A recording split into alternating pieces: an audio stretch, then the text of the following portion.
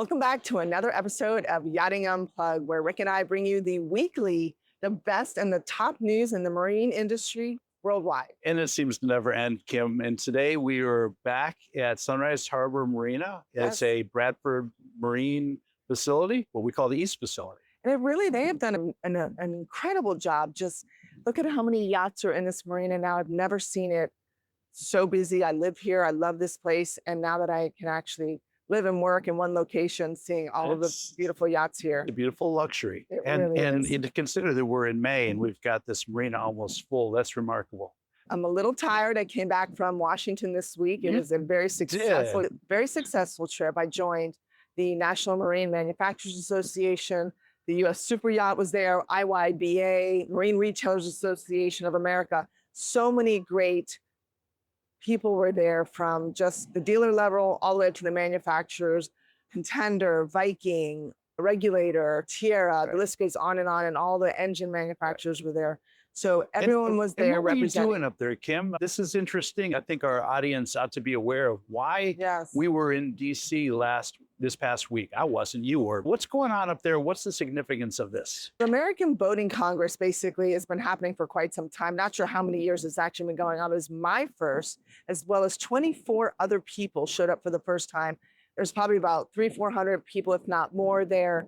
And we all go to Washington really to fight for the marine industry. Right. And we bring our voices together and we break up into different groups. And together we learn on the second day about all the issues that obviously we're there for, bring us up to date on the industry. And then on the third day, we go to the Hill and we really were meeting with everyone individually from our districts. But mostly I can say that it was a very successful. We talked about tariffs, big thing, and how that's impacting our industry, both here in America and internationally. Yeah, that's real. Yeah, we talked about the Sport Fish Fund and how it's so important. It was actually, I'm going to read it to you guys so that you can understand. It's the Sport Fish Restoration Fund, and that actually funds. It's a self-funded, if you will. It's a fund that we use in the industry from taxes within our products and things that feed into the fund, supports FWC, the Coast Guard, boating safety, facilities like this, perhaps, ramps and marinas, and it's something that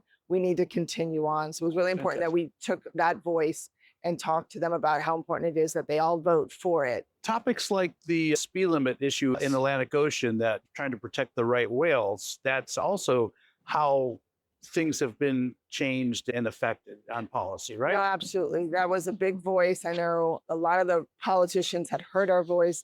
Viking's very been, and the Healy family, Joe Niebuhr from Contender, the list goes on and on. They were there. They were at the White House, actually. Love it. Fighting for us, which was great. We talked about alternative fuels and what that looks like for our industry to sustain our industry. That's really, and we're going to talk a little bit about that later in this show with a new boat that's being delivered right now while we're speaking that has some really cool alternative and zero emission design that's built into it.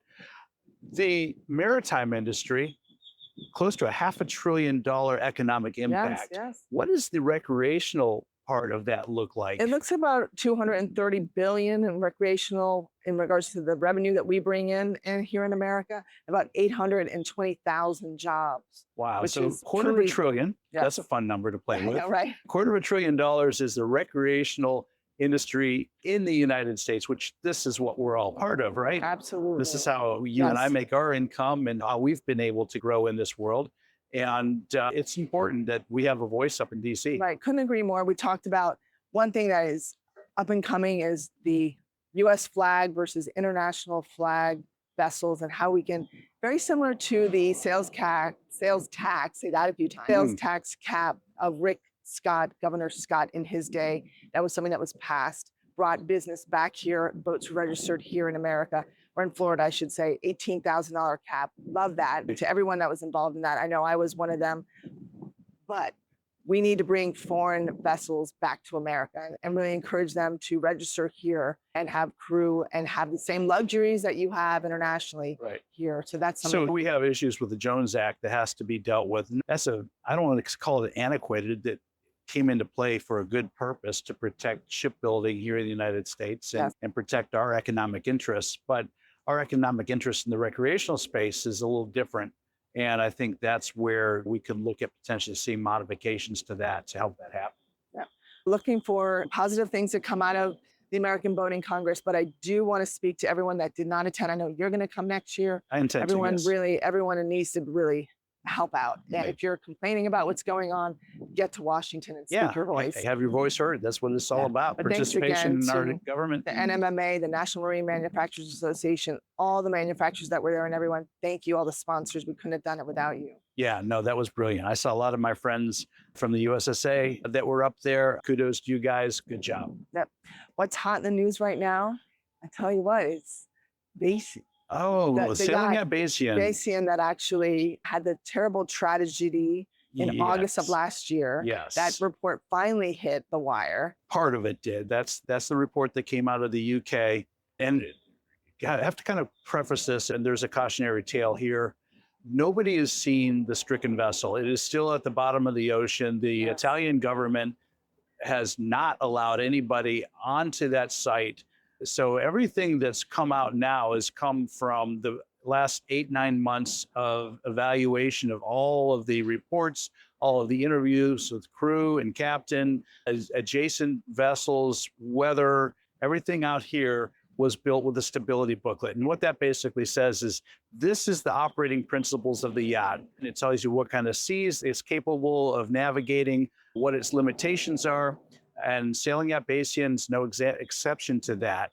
So there's a lot of people talking about whether or not this is a bad hull design, bad yacht design. I'd be quick to point out, not necessarily. Perini Navi built a series of these boats, I think close to 20.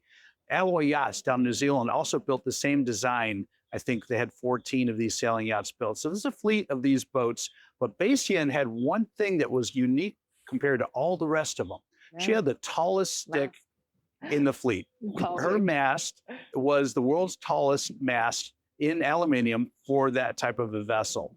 And that is a contributing factor here because there's a lot of mass of that mast up high. And also have to understand sailing vessels are not like these here. They got a round bottom with a retractable keel. This one does, so that they can go into shallower waters.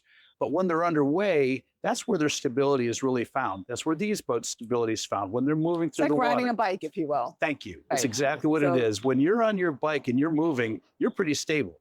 What happens when you come to a stop? Normally put your foot down, right? You're not going to keep both feet on the pedals because you've lost your stability. And so when you're on the hook, you are somewhat vulnerable. So what's come out of here is that this boat, unlike a lot of sailboats that can go over more than 90 degrees, sometimes as much as 130 degrees, and then find their righting moment and come back up. This boat was limited based on their calculations in the stability booklet to 90 degrees. Actually, I take that back, walk that back, not 90 degrees, 70 degrees, which is significant because 90 degrees would put the stick, the mast, in the water. 70 degrees keeps her slightly out of the water. And there are those who are evaluating what's been reported and saying maybe even less is what this boat can handle. It was just an unfortunate situation. There was, how many guests were on board total? There was like 12 people on board, was close to 21. And so 7 people lost their life. Six guests and 1 crew. The chef that lost his life, and recently he filed, or the family of the chef filed a lawsuit, but the 6 guests perished as well. But the wind was crazy. It basically went from 8 knots to 70 knots in how many minutes? Everything happened within a span of less than 20 minutes. And what I like to focus on is, I don't think there's anything necessarily wrong with the yacht itself. I think there's a fleet of them out there that bear that out. I know Perini Navi, the builder of that yacht, they build a great boat. The president of the Italian Sea Group basically said, yeah, she's unsinkable. They said that about the Titanic. Be careful anytime you say anything like that. But, you know, she was a well-built yacht. I'm certain of that. And I'm also certain that crew fought her valiantly at the end, trying to save her, trying to save lives. There was a lot of, if you hit up YouTube, go to YouTube and Google it, the Bayesian yacht sinking, or it's everywhere right now. It's everywhere, but they really have a great play-by-play, a recreation of what happened. And it's really incredible how quickly it happened, over 8 minutes, talking about the guests, when they woke up. But the key factor here is that there was a person on duty at that time that probably might have been a relatively new employee or inexperienced or didn't have that length of time to know to wake people up sooner. Yeah, not to listen, we don't want to throw anybody under the bus here. Things are so For dynamic. sure, you're right. And yet, I think what your point is quite valid, Kim. We hire crew for these large vessels, and we have a demographic to pick and choose from. And there's always what's called green crew and new crew. That's how crew come on and get their bearings and learn the trade and the craft. But when you decide who you're going to put on watch, you being the captain, you being the master of the vessel, need to be aware of the limitations of the crew that you have. So the captain had asked to be woken if conditions got to a certain point, winds over 20 knots, if the anchor is dragging. Well, ultimately, it's shown that the anchor dragged over 400 meters. That's more than 4 football fields in a matter of 15 minutes. That's profound. An adjacent vessel also anchored in the same area, also drag anchor the same distance, parallel. The bottom line is the captain did not come to the wheelhouse in time to really be effective. The watch crew should have likely alerted the vessel when they saw the thunderstorm coming in sooner than they did. That would have allowed a little more time. The chief engineer did get up because he felt the boat moving, so his experience kicked in. He fired up the generators. He got the steering system online. He went up to the wheelhouse to get everything ready to move. And unfortunately, by the time he got there, things were moving so quickly. She got knocked over so quickly, and she did not recover because, again, her stick is so large. The keel wasn't down. And the keel wasn't down, so you didn't have that counterbalance of the heavy keel, retractable keel. Perfect storm, funnel of failure. We talk about that. So I think the takeaway here really is Mother Nature doesn't care. She's heartless when it comes to being on the ocean. So it's up to us to look at all of the potential risks and figure out how we mitigate those risks best we can. And I believe the crew, under the circumstances when this happened, did the absolutely best they can. There's no criticism from us in regards to how the crew fought that boat when she started foundering. It was a tragedy. And I hope from the tragedy, we're able to determine things that were done that could have been done differently, and that we move forward and prevent tragedies like this from happening. There's always best practices and those that we need to improve. And I think that we all need to learn from this situation, and hopefully there'll be some dialogue that we can talk about that when that vessel is obviously salvaged and we're able to actually get on board and see what, maybe there's a story to be told that we'll all learn from. And unfortunately, the fatalities didn't end last August with the sinking. It's unfortunate. This week. I come from the commercial diving field. I worked 4 years in commercial diving, offshore diving in Louisiana. I know a little bit about what I talk about here. And this boat is shallow for commercial divers, 50 meters, 160 feet. Yes. That is not deep. That's almost recreational diving for commercial divers. And yet a 38-year-old diver 38 or 39-year-old diver lost his life this week. Okay, and so the takeaway there is that things get dynamic underwater quickly. And again, going back to that long stick, the tall mast that boat sank with, she's on the bottom, and there's tremendous amount of energy, potential energy stored up in the way that mast is attached to that boat. What report I understood was they couldn't mechanically unfasten the mast, so they cut it. And when you cut metal underwater, you use an underwater device that brings electricity and oxygen together to create a cutting arc to cut through the metal. At some point in time, everything cut loose. There was a release of all that potential energy. Most likely that unfortunate diver was in the wrong spot when that energy got released. He's 38 years old. For a commercial diver, that means he is highly skilled. You're probably moving towards your sunset of your diving career at 38 years old. So this isn't a situation where you had a new diver, inexperienced on the scene. It was just another tragedy. And the diving community now has their own analysis to do about risk mitigation. But it's paused the salvage efforts right now. So while that's being investigated. So there's 2 investigations going on right now simultaneously. So we wish everyone the best and hope, and shout out to all the families involved in this loss. It's truly tragic. It is. Let's move into the industry and economic news. We'll talk about that. Let's do that. We have a lot of financial reports coming out right now. We're heading into the fiscal year ending for a lot of companies that have the fiscal year ending in June 30th. So we've got a lot to report. We've That's got usually when the new boat models come out too, right? correct. So the Yes. 2026 models coming out Right. here in another month or so. Right. No, that's right. We had Group Veneto reported hit the wire. They had a 43% year-over-year decline in the Q1 of 2025, aligning with expectations for a challenging quarter. Really not for them, for everybody. Yeah, yeah. I think we're still in this zone of economics Have a sit where and wait. People yeah, are- yeah. There's coming out of the election cycle. There's a lot of uncertainty. First 100 days of the new administration, things were moving so quick and furious and fast that people are stopping to pay attention to what's going on. Obviously, the tariff concerns have thrown a wet rag on things for a while. Although Yes. it seems now that that ship is righting, and we're starting to see agreements made, and even the U.S.-China agreements are looking pretty profound. The market had a great, we had a Yeah. great week too. Oh and my even goodness, though- up over 1,000 points last So I week. think we'll find our spot, it will settle down, and Yep. then things will return back to normal. We talked about, you and I having coffee this morning, how spring is the time for our industry that sales take off. And that's been a very slow rise. So I'm Yeah. hoping maybe instead of seeing that dip in the summer Yeah. that we normally see, hopefully it'll just stay steady and sales. Let's hope rosy. that bell curve flattens out a Right? little bit and goes, It yeah. would be nice because it would be hard for all dealers and everyone involved in the industry to have that. We're missing that season that really we all look forward Well, the to. other side of the coin is Malibu Boats had a 12.4% increase. I You saw know, there's something this. good going on there. And you were talking to Pat Healy today, right? That was, Yeah. I spoke with them this morning, and turns out that they are some really exciting news. Their They new are- 54 The new Valhalla. 55 Valhalla 55. is actually in the final stages. Sea trouted. I can't give you the news. I don't want to spill, but the numbers are great and a lot of people on board, and it would really That perform performance well. curve is Yes. looking good. It really is. And that boat will be announced at their dealer meeting in June in Right. New Gretton, New Jersey. Atlantic City, Oh, it's actually. I Atlantic think. City. Yeah. Okay, thank Yep. you for the clarification. But the boat can be seen in New Gretton after it's back, and then ultimately debuted at the Fort Lauderdale Boat Show.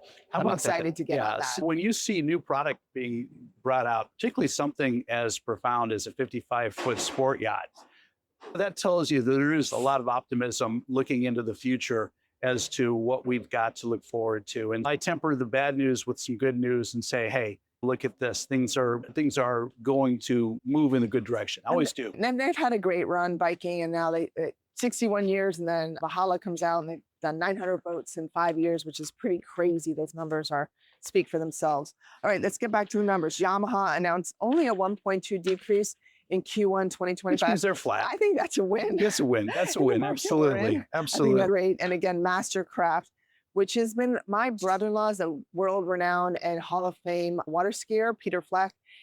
We talk water skiing all the time. They're seeing a big decrease in that market. Why is that? You It's think? just the cost of ownership is really, that segment is not used to that $300,000 to $400,000 ski boat. They're getting that pricey, aren't But they? I've seen some that high, yes. So Wow. that can be up there, 200,000 to 400,000, if not more. Malibu reported up, Mastercraft down 9.5% in the Q3 of 2025, totaling Okay. 76 Right. million compared to the same quarter last year. So, Kim, you started out talking to your friend and mine, Pat Healy. Great way to start the Saturday morning. I talked to my good friend, Ted McCumber, who is the president of FedShip USA this morning. Right. And they just today brought Motor Yacht Valor out of their shed in Aalsmeer, Holland. It's like 100 meters or 80 meters. 80 meters, okay. But what's cool about Valor is, first of all, she's built for, as he puts it, a very enthusiastic American client. I love Ted in the way he describes it, but I'm sure this client really is. But what really makes this interesting is this is a expedition type yacht, not something FedShip's necessarily known for. 80 meters, steel hull, iced classed, Wow. which means the hull is designed with the ice belt around the waterline, and she's designed to go into polar conditions. Not only that, she's fully hybrid. She carries 5.34 megawatts of battery power augmented with solar panels. She can That's operate amazing. with zero emissions for 48 hours on electric power without going to diesel. They can run the That's hotel fantastic. load on the batteries the whole time. That Back is to our where hybrid. that's where we're Right. going with our technologies right now. And That's what it FedShip is. is bringing this out.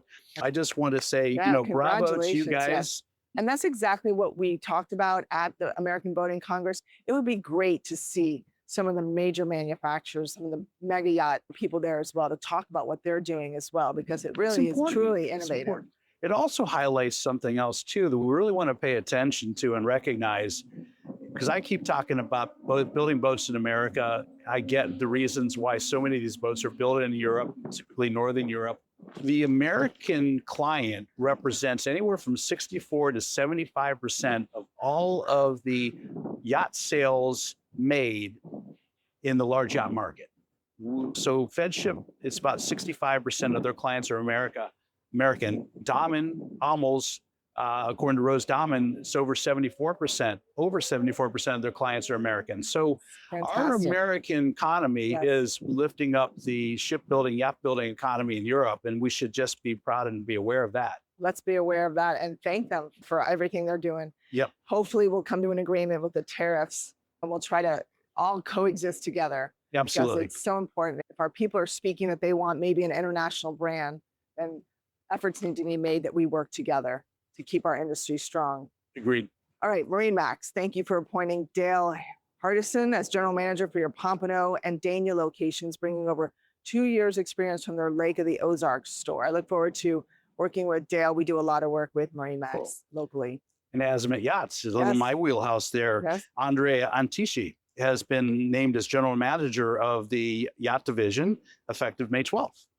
Good job, Andrea, and welcome to that next part of your career. Welcome, and we wish you only the best of luck. There is a huge global walk going on, the Women's Walk. I don't need a reason. I walk 15,000 steps minimum a day. So if you are looking to get in shape, maybe this is a reason. Get your shoes on, lace up, and walk. It's really an initiative for women in the marine industry, encouraging participants to walk 5 kilometers and share their experiences using Global Women's Walk 2025. I like it. So I'm going to do another walk today and tomorrow. I think the 18th, and was what, Monday? Yep. So get your shoes on, lace up, and don't forget Global Women's Walk 2025. Right. And you don't have to be a woman to do this. I have to tell you, I walk 4.5 miles every morning as a routine, and encourage anybody that wants to just bring health into your lifestyle. Walking is a great way to get out there and do exactly that. No, I agree.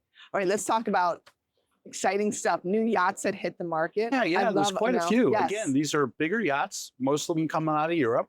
Most of them for American owners, if not all. But what's that tell us about our boating economy and where things are going right now? I actually had a chance to look at the video on Energy this morning. I thought that was a really cool yacht that's hit the market. That is I'm trying to think, you probably know better than me. Energy has hit the market. FedShip Super Yacht 1 has actually sold. Right. That one sold at 75 meters, recently delivered and sold through FedShip Resale and Burgess. Right. One of the coolest FedShips I've ever been on. And again, I harken back to my friend Ted McCumber, who is the commissioning, delivery, and first captain of this boat, Savannah. One of their first fully hybrid yachts. That just sold. Gorgeous. I know. I think that's iconic, and that's so cool. Here we go. The life cycle of these boats continues, and good job on the selling of Savannah. Really cool boat. Then we had Fantasia, the length 50 meters, sold and renamed to Mind Games. That was recently sold. Yep. We had another wider super yacht, Bartali. Is that correct? It's 47 meters, sold on May 12th. So congratulations. And last one, you had Five Oceans. That sold on May 14th. That's a Damon Yachting support vessel. Fantastic. Yeah, so congrats to everyone. That's a lot of activity. In May. I know. We're not even all the way through the month yet. Yeah, and if you are a mega yacht broker or broker and you'd like to let us know about anything that you've sold, just reach out to us, really. And we'd love to commend you and say whether it's a listing or if it's a sale. Kim. Yes. I think we've got dinner on Pier 66. We do, yeah. We were blessed last week to be able to offer this $150 plus gift certificate from Pier 66 to dine in any one of their... For a lounge or a restaurant, it's a gift certificate at Pier 66 for you to use on property. So follow our show. How do you get this gift from us? Well, obviously you have to follow Pier 66, follow at The Boat Boss, and Yachting International. Please do that and then make a comment on the post and you'll be eligible to win this gift certificate. That's right. We're looking forward to giving out the next $150 gift certificate So like us, repost us, share us, same thing, right? I think so. Yeah.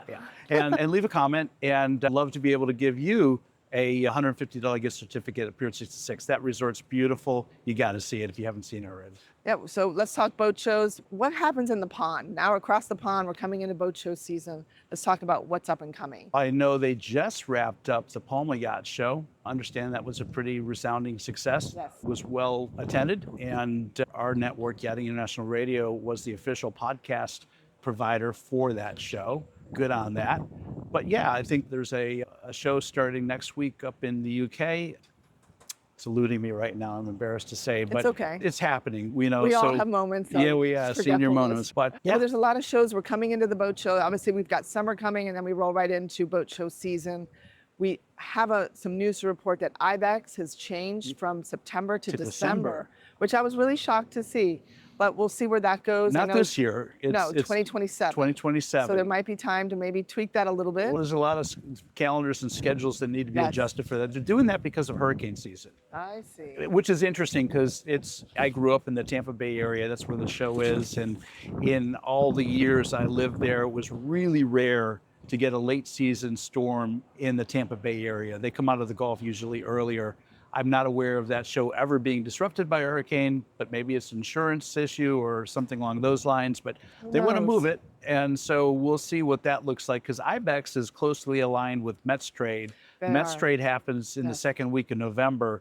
So that's putting two trade shows back to back pretty close. Yeah, it makes it tough for a lot of people to get there and then back, but really excited for the IBEX team. If you haven't been to IBEX and you are, it's just a great show, and Mets Trade, both of them. Yeah. So, if you are a manufacturer, obviously that's why you're there, but Right. I'm a dealer and I have a big service department as well as you're in the business. It's a great way just to know what's out there for your clients. So at every level, I think it's a great win just to attend. And that organization that owns IBEX and owns and operates Mets Trade Super Yacht Forum happens to also be a sponsor of our program, providing a studio and internet and resources for producing our shows at both venues. Yes. You'll be at Mets Trade again this year. Yeah, for the first For time. the first time, I've right. never ever been It's- before, so I'm you'll excited be blown about away. that. It's amazing. And Niles Klarenbach, who is the managing director, has become a dear friend and advocate for what we do. And so we'll enjoy a bit of the red carpet treatment while we're at these venues and bringing you the news and insights from those facilities. Ideally, we'll be doing some live streaming too. I'm excited about that. Speaking of sponsors, we have Liquid Yachtwear to thank for coming Yes. on as our apparel sponsor, I believe, and some merchandise agreements that we're working on. Thank you guys. We appreciate that. Yeah, we'll be doing more with Liquid, and there's some events coming up where I'm looking forward to showing off some of the Liquid yacht wear that we'll be wearing and giving you our insights as to the quality of the apparel and what it's like to deal with this company. I'm excited for this week coming up. We're rolling right into another busy. I've heard surveyors are busy. I've heard finance companies are busy as well. We really don't have anything to report on the interest rate side. We're still at a standstill in regards to whether or not we're going to see a decrease. But right now, Rick's rule.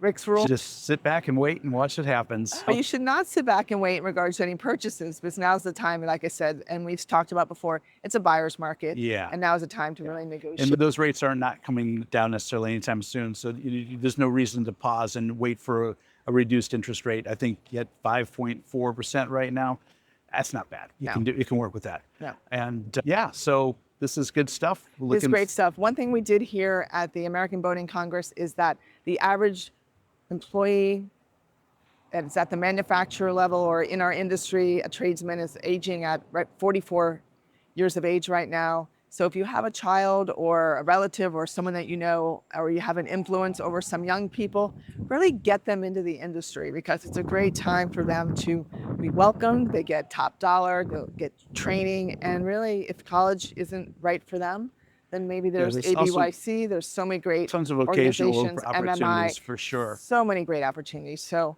look into getting those kids into our industry. This is an amazing industry. I can point to every dollar I've ever earned in my life to this ocean through this industry. No regrets. I love it. No regrets for a beautiful day. We always shoot every Saturday. This hits every Monday on all of our social platforms. Follow us, like us, share. If you have any news, please reach out to us. I'm excited that we have the chance to speak with people offline before our shows to really bring you the best news that we can. Yeah, we're getting stuff full real time just hours ago.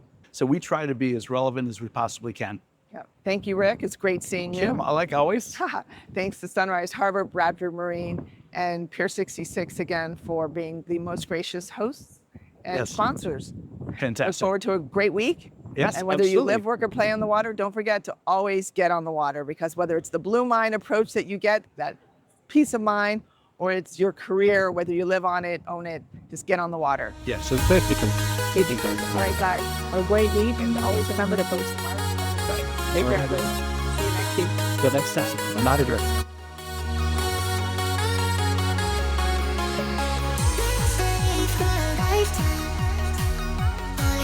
For the last